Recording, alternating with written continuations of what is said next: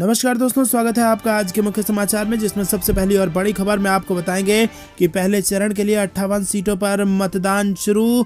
2.28 करोड़ मतदाता करेंगे 623 उम्मीदवारों के भाग्य का फैसला। दूसरी बड़ी खबर में आपको बताएंगे कि यूपी में वोटिंग से कुछ घंटे पहले पीएम मोदी के इंटरव्यू पर कांग्रेस ने कसा तंज, कहा जनता देगी जवाब। तीसरी बड़ी खबर में जिक्र होगा कि राकेश टिकैत का बयान, बोले सरकार को सबक सिखाएंगे किसान, प्रदेश में मुहिम चलाकर दिलाऊंगा सजा। चौथी बड़ी खबर में जिक्र होगा कि कांग्रेस का उन्नति विधान जन घोषणा पत्र 2022 जारी, 10 दिन में किसानों का कर्ज माफ करने का किया वादा। इसी के साथ अगली बड़ी खबर में जिक्र होगा कि सिर पर हिजाब और हाथों में तिरंगा, कोलकाता में रैली, 500 छात्र उतरे सड़क पर। दोस्तों, हर एक खबर की गहराई में आपको ले जाएंगे, लेकिन उससे पहले अगर आपको भी ऐसा लगता है कि इस चुनाव के बाद बदलाव निश्चित है और बदलाव होकर ही रहेगा उत्तर प्रदेश में, तो वीडियो को लाइक जरूर कीजिए। साथ ही साथ चैनल पर नए हैं तो लाल बटन को दबा के चैनल को फ्री में सब्सक्राइब करके घंटी बजाकर कमेंट में लिखिए जय हिंद। दोस्तों, रुक करते हैं सबसे पहली और बड़ी खबर की तरफ, जिसमें आपको बता दें कि पहले चरण के लिए 58 सीटों पर मतदान शुरू। 2.28 करोड़ मतदाता करेंगे उम्मीदवारों का फैसला। जी हां दोस्तों, प्रदेश में विधानसभा चुनाव के पहले चरण का मतदान उत्तर प्रदेश के 11 जिलों की 58 सीटों पर हो रहा है और इसके लिए बुधवार देर शाम तक सभी पोलिंग पार्टियां मतदान केंद्रों के लिए रवाना कर दी गई थी और मतदान सुबह 7 बजे से शाम 6 बजे तक होगा। पहले चरण में 2.28 करोड़ मतदाता 623 उम्मीदवारों के भाग्य का निर्णय लेंगे। रुक करते हैं अगली बड़ी खबर की तरफ।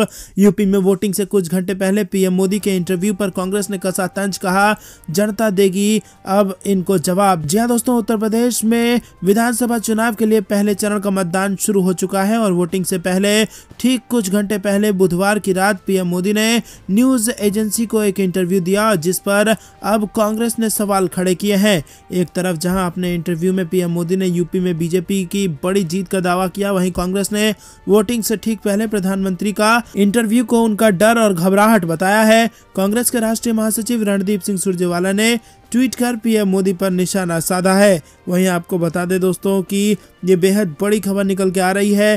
कांग्रेस ने घेरा है भारतीय जनता पार्टी को। मतदान से ठीक पहले रणदीप सुरजेवाला ने अपने ट्वीट में लिखा कि संसद के दोनों सदनों में मन की बात नहीं बनी, तो अब मतदान के पहले 1 घंटे टीवी पर भी राजा की घबराहट साफ है और डर गहरा है, मगर जनता तो अपना मन बना चुकी है। अब गरीब, किसान, मजदूर, नौजवान और आम जनता मतदान से जवाब देगी। सुरजेवाला का ये ट्वीट पीएम मोदी के इंटरव्यू के कुछ देर बाद ही आया। तो दोस्तों, क्या आपको भी ऐसा लगता है कि गरीब अब अपना बदला लेने घर से निकलेगा? और अगर वीडियो को लाइक नहीं किया है तो लाइक करके समर्थन जरूर दर्ज कराइए। रुक करते हैं अगली बड़ी खबर की तरफ। राकेश टिकैत का बड़ा बयान, बोले सरकार को सबक सिखाएंगे किसान, प्रदेश में मुहिम चलाकर दिलाएंगे सजा। जी हां दोस्तों, आपको बता दें कि बरेली में संयुक्त किसान मोर्चा के संयोजक राकेश टिकैत ने सरकार पर जमकर निशाना साधा और कहा कि उत्तर प्रदेश में किसान राज्य सरकार को सबक सिखाएगी।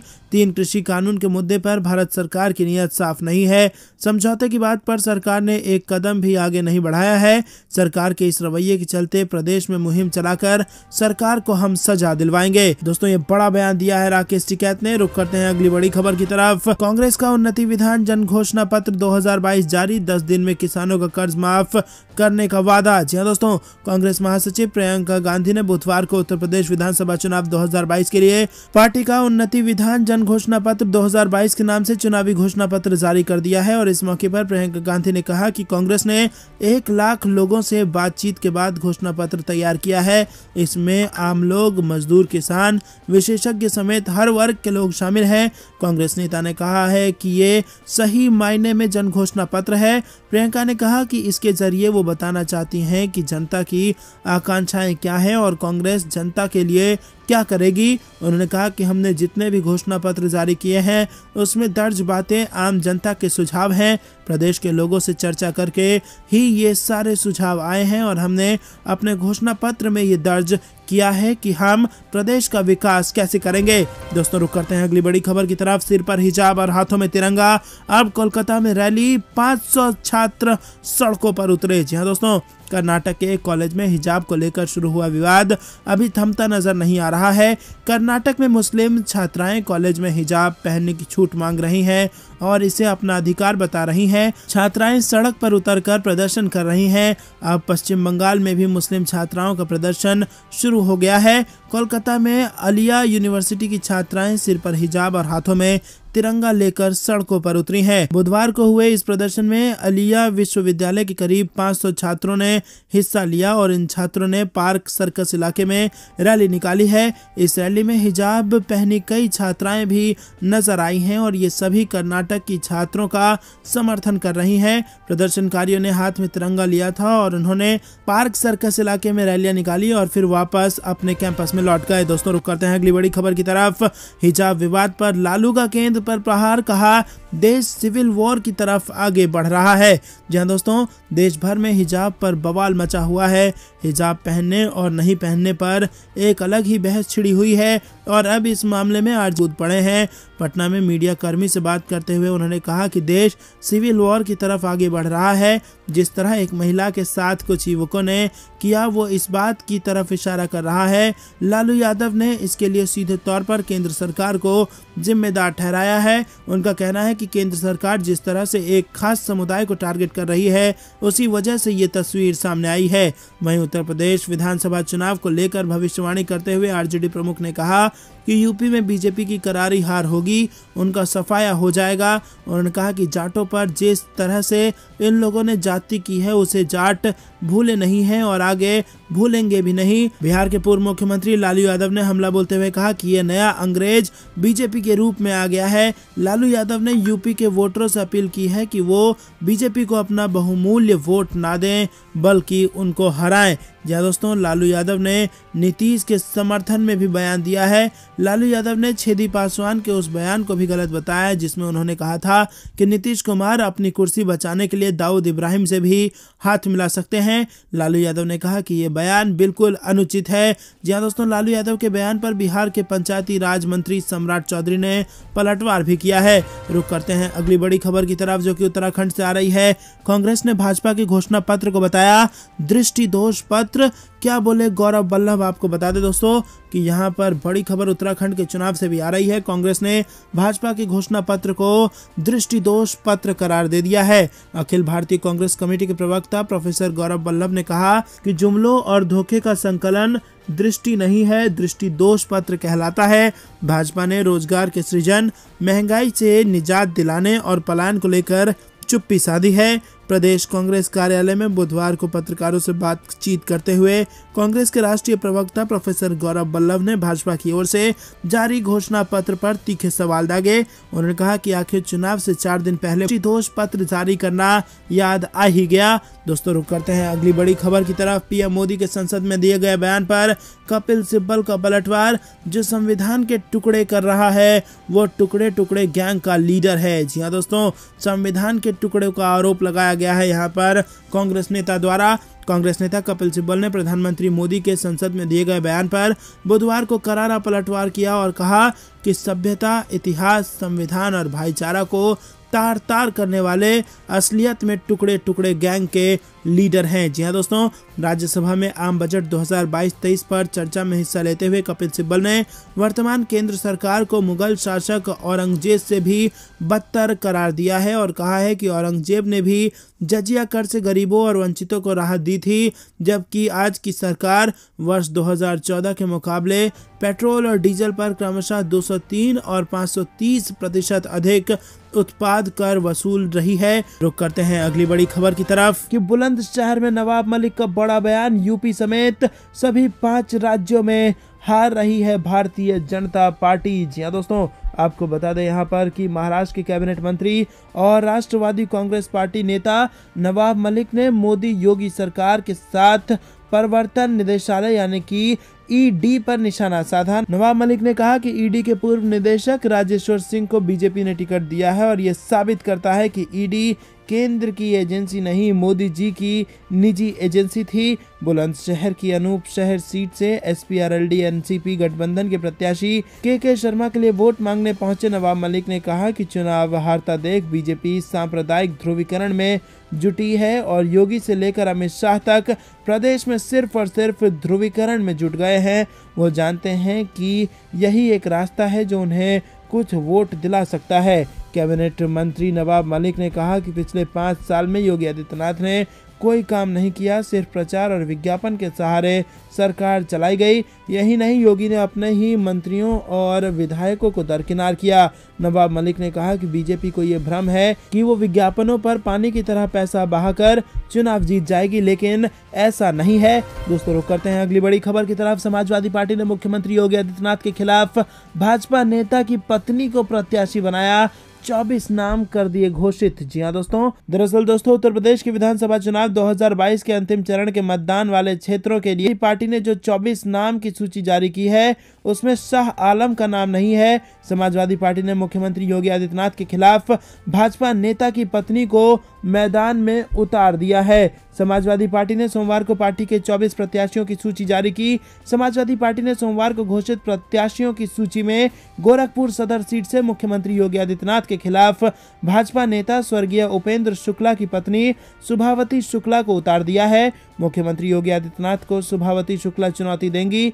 स्वर्गीय उपेंद्र शुक्ला को भाजपा ने गोरखपुर से 2018 का लोकसभा उपचुनाव लड़ाया था और स्वर्गीय उपेंद्र दत्त शुक्ला के परिवार के सदस्य कुछ दिन पहले ही समाजवादी पार्टी में शामिल हुए थे। दोस्तों, रुक करते हैं अगली बड़ी खबर की तरफ। राकेश टिकैत ने फिर शुरू किया मिशन उत्तर प्रदेश। बीजेपी पर तंज कसते हुए बोले कि मुजफ्फरनगर के स्टेडियम में अब उस तरह के मैच नहीं होंगे। जी हाँ दोस्तों, यहाँ पर उत्तर प्रदेश को लेकर किसान नेता राकेश टिकैत ने सोमवार को अपना मिशन उत्तर प्रदेश अभियान शुरू कर दिया है। भारतीय किसान यूनियन के नेता ने सोमवार को मीडिया से बातचीत करते हुए कहा कि मुजफ्फरनगर स्टेडियम में अब सांप्रदायिक मैच नहीं होंगे। वहीं टिकैत ने कहा कि बीजेपी पिछला प्रदर्शन यहां नहीं दोहरा पाएगी। यहां लोग अब बैठ गए हैं। इस बार जनता विकास के मुद्दे पर वोट करेगी और बीजेपी के विरोध और विकल्प की बात पर राकेश टिकैत ने कहा कि वो किसी को कोई विकल्प नहीं देते हैं। जनता किसे वोट देगी वो जनता खुद तय करेगी। टिकैत ने आगे कहा कि पश्चिमी उत्तर प्रदेश में आंदोलन का करंट रहेगा। उन्होंने भारत समाचार से बात करते हुए कहा कि देश में आंदोलन और आंदोलनकारी मजबूत रहने चाहिए। सरकार किसी की भी आ जाए, किसान का ट्रैक्टर और आंदोलनकारी मजबूत चाहिए देश में, वही इलाज है इन लोगों का। जी हाँ दोस्तों, रुक करते हैं अगली बड़ी खबर की तरफ। आगरा में पोलिंग पार्टी पर पोस्टल बैलेट में धांधली के लगे आरोप। अखिलेश यादव ने उठाई निलंबन की मांग। आपको बता दें दोस्तों कि आगरा के फतेहाबाद विधानसभा क्षेत्र के जगराजपुर गांव में दिव्यांग के पोस्टल बैलेट से मतदान में धांधली के आरोप लग रहे हैं। इसके बाद जिलाधिकारी प्रभु एन सिंह अपनी सफाई में क्षेत्र के रिटर्निंग ऑफिसर और प्रेक्षक द्वारा दी गई इस मामले में आख्याओं को प्रस्तुत करते हुए मामले को झूठा बताया गया है और इस मामले में समाजवादी पार्टी अध्यक्ष अखिलेश यादव ने सोमवार को ट्वीट कर आयोग से प्रशासनिक अधिकारी को निलंबित करने की शिकायत दर्ज कराई है। अखिलेश यादव ने इस मामले पर प्रशासन के अधिकारियों की निष्पक्षता पर सवाल उठाए हैं। घटना का एक कथित वीडियो सोशल मीडिया पर वायरल हो रहा है। पूर्व मुख्यमंत्री अखिलेश यादव ने चुनाव आयोग से इस मामले में कार्रवाई की मांग की है। अखिलेश यादव ने ट्वीट किया है कि ये बेहद गंभीर मामला है। चुनाव आयोग से अपेक्षा है कि ऐसे अधिकारियों को चिन्हित कर उनको सस्पेंड किया जाए। दोस्तों, रुक करते हैं अगली बड़ी खबर की तरफ। मोदी योगी पर खूब गरजे अखिलेश, बोले भाजपा में जितना बड़ा नेता उतना बड़ा झूठ, जनता से किए बड़े वादे। जी हाँ दोस्तों, आपको बता दें कि सहारनपुर पहुंचे समाजवादी पार्टी मुखिया और पूर्व मुख्यमंत्री अखिलेश यादव ने पत्रकार वार्ता में योगी और मोदी सरकार पर जमकर हमला बोला और इस दौरान अखिलेश यादव ने सहारनपुर की जनता से कई बड़े वादे भी किए हैं। अंबाला रोड स्थित एक सभागार में पत्रकार वार्ता के दौरान अखिलेश यादव ने कहा कि भाजपा झूठ बोलने वाली पार्टी है। भाजपा में जितना बड़ा नेता होता है उतना ही बड़ा झूठ वो बोलता है। सबसे ज्यादा अपराधी भाजपा के प्रत्याशियों की सूची में है। भाजपा सिर्फ नफरत फैलाने का काम करती है जबकि सपा विकास करती है। उन्होंने कहा कि सपा सरकार ने सहारनपुर में मेडिकल कॉलेज शुरू कराया, लेकिन योगी सरकार ने मेडिकल कॉलेज में तैनात डॉक्टरों और स्टाफ को गोरखपुर भेज दिया। सहारनपुर की जनता के साथ भेदभाव किया गया, लोगों को यहाँ समुचित उपचार नहीं मिलता है। दोस्तों रुख करते हैं अगली बड़ी खबर की तरफ। यूपी चुनाव, उप मुख्यमंत्री केशव प्रसाद के खिलाफ चुनाव लड़ने को पल्लवी पटेल तैयार, समाजवादी पार्टी के सिंबल पर बनी प्रत्याशी। जी हां दोस्तों, अपना दल की नेता पल्लवी पटेल कौशाम्बी की सिराथू विधानसभा सीट से उप मुख्यमंत्री केशव प्रसाद मौर्य के खिलाफ चुनाव लड़ने को तैयार हो गई हैं। वो समाजवादी पार्टी के सिंबल पर चुनाव लड़ेंगी। सोमवार को उन्होंने सपा मुख्यालय पहुंचकर फॉर्म भी ले लिया और वो मंगलवार को नामांकन दाखिल करेंगी। उनके नामांकन में पूर्व मुख्यमंत्री अखिलेश यादव की पत्नी व पूर्व सांसद डिम्पल यादव भी शामिल हो सकती हैं। दरअसल पल्लवी पटेल ने इससे पहले सीट पर चुनाव लड़ने से इनकार कर दिया था और उनकी उम्मीदवारी का ऐलान समाजवादी पार्टी ने 2 फरवरी को किया था और वो अपनी सीट पर सहमत नहीं थी। हालांकि सपा नेतृत्व से बातचीत पर वो सराथू सीट से चुनाव लड़ने को तैयार हो गई।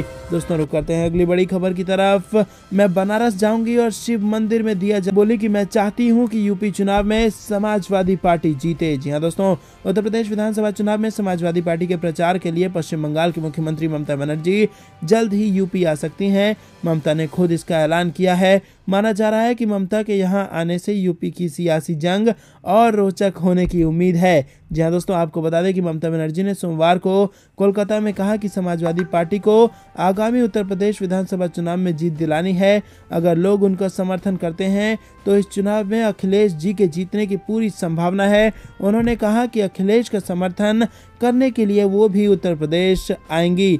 दोस्तों आपको बता दें कि ममता बनर्जी ने कहा कि बनारस भी जाऊंगी और शिव मंदिर में दिया भी जलाऊंगी। मैं जानती हूं बनारस प्रधानमंत्री मोदी का लोकसभा क्षेत्र है, लेकिन कोई भी कहीं भी जाने के लिए स्वतंत्र है। मैं चाहती हूं कि यूपी चुनाव में सपा की जीत हो। इसके साथ ही उन्होंने ये भी कहा कि आगामी लोकसभा चुनाव में तृणमूल कांग्रेस पंजाब में भी अपने उम्मीदवार उतारेगी। दोस्तों रुक करते हैं अगली बड़ी खबर की तरफ। दिग्विजय सिंह का बयान, बोले आम लोगों का दर्द नहीं समझ पा रही है योगी सरकार। जी हां दोस्तों, कांग्रेस नेता व राज्यसभा सदस्य दिग्विजय सिंह ने कहा कि भाजपा और आरएसएस मनुस्मृति से देश को चलाना चाहती है और इसी के साथ मोहन भागवत और योगी आदित्यनाथ ने शादी नहीं की है। प्रधानमंत्री नरेंद्र मोदी भी गृहस्थ नहीं है, इसीलिए इन्हें परिवार चलाने के बारे में कोई अनुभव नहीं है। उन्होंने कहा कि ये आम लोगों का दर्द नहीं समझ पा रहे हैं। मुख्यमंत्री योगी आदित्यनाथ सामाजिक समरसता का सिद्धांत भूलकर 80 और 20 की बात करते हैं। उन्होंने कहा कि प्रदेश और देश में भाजपा के शासन में जबरदस्त बेरोजगारी बढ़ी है। उन्होंने बेरोजगारी पर एक पुस्तक भी जारी किया है। दोस्तों रुक करते हैं अगली बड़ी खबर की तरफ। भाजपा पर अखिलेश यादव का हमला, फेकू के साथ बेचू भी है सरकार, गठबंधन को मिलेगी 400 सीटें, मुख्यमंत्री योगी पर कसा तंज। जी हां दोस्तों, आपको बता दें कि समाजवादी पार्टी के राष्ट्रीय अध्यक्ष अखिलेश यादव ने कहा कि मोदी सरकार फेकू के साथ बेचू भी है। मोदी सरकार में हवाई जहाज से एयरपोर्ट तक सब बिक गया और प्रदेश में सपा गठबंधन 400 सीटें जीतेगा, बाकी 3 सीटें विपक्षियों की होगी। दोस्तों रुक करते हैं अगली बड़ी खबर की तरफ। यूपी चुनाव, अखिलेश यादव का बयान, बोले सपा और आरएलडी गठबंधन से बुरी तरह से डर गई है भाजपा। जी हां दोस्तों, अलीगढ़ में प्रेस कॉन्फ्रेंस को संबोधित करते हुए समाजवादी पार्टी के राष्ट्रीय अध्यक्ष अखिलेश यादव ने कहा कि ये चुनाव उत्तर प्रदेश के भविष्य का चुनाव है, देश को सही दिशा में ले जाने का चुनाव है, आने वाले समय में संविधान को बचाने का चुनाव है। ये चुनाव इसलिए भी जरूरी है कि उत्तर प्रदेश में लोकतंत्र को बचाने के लिए ये चुनाव जरूरी है। पिछले दिनों समाजवादी पार्टी और राष्ट्रीय लोक दल मिलकर प्रचार कर रहे थे। पहले चरण का चुनाव का जो माहौल बना हुआ है उससे साफ पता लग रहा है कि उत्तर प्रदेश की जनता ने भारतीय जनता पार्टी की सरकार को उखाड़ फेंकने का मन बना लिया है। उन्होंने कहा कि मैं आपके बीच आरएलडी सपा गठबंधन के जनपद के 7 प्रत्याशियों को प्रचंड बहुमत से जिताने की अपील करने आया हूं। दोस्तों रुक करते हैं अगली बड़ी खबर की तरफ। हरिद्वार में चुनाव प्रचार को धार देने पहुंचे राहुल गांधी, कहा कांग्रेस की सरकार आई तो निभाएंगे 4 वादे। जी हां दोस्तों, आपको बता दें कि कांग्रेस के पूर्व अध्यक्ष राहुल गांधी शनिवार को पार्टी के चुनाव प्रचार को धार देने के लिए धर्म नगरी हरिद्वार पहुंचे। वहां वर्चुअल रैली करने के बाद गंगा आरती में शामिल हुए और इससे पार्टी कार्यकर्ताओं और प्रत्याशियों में खासा उत्साह देखने को मिला। भगत सिंह चौक पर गांधी ने कहा कि हम आपसे 4 वादे कर रहे हैं। 4 लाख लोगों को रोजगार देंगे, घरेलू सिलेंडर की कीमत 500 रुपए से ज्यादा नहीं होगी, अगर उत्तराखंड में हमारी सरकार आई तो हम राज्य में न्याय योजना लागू करेंगे, जिसके तहत 5 लाख परिवारों को 40,000 रुपए हर साल दिए जाएंगे। चिकित्सा सुविधाएं दरवाजे तक पहुंचाने का चौथा वादा राहुल गांधी ने किया। साथ ही कहा कि हमने राजस्थान, छत्तीसगढ़ और पंजाब के किसानों की कर्ज माफी का वादा किया था, जो हमने करके दिखाया। दोस्तों, करते हैं अगली बड़ी खबर की तरफ। भाजपा पर बरसे अखिलेश यादव और जयंत चौधरी। आगरा में बोले कि संविधान और लोकतंत्र को बचाने के लिए होने जा रहा है चुनाव। जी हां दोस्तों, आगरा में समाजवादी पार्टी के राष्ट्रीय अध्यक्ष अखिलेश यादव और राष्ट्रीय लोक दल के मुखिया जयंत चौधरी की जोड़ी ने संयुक्त रूप से कहा कि ये चुनाव लोकतंत्र और संविधान बचाने का चुनाव है। गठबंधन के पीछे सामाजिक समीकरण है और ये धरती बाबा साहेब अंबेडकर और चौधरी चरण सिंह की कर्मस्थली है। उन्होंने सामाजिक न्याय की लड़ाई लड़ी, हमें अधिकार दिए और उन्हीं अधिकार व लोकतांत्रिक मूल्यों को बचाने के लिए हमने ये गठबंधन बनाया है।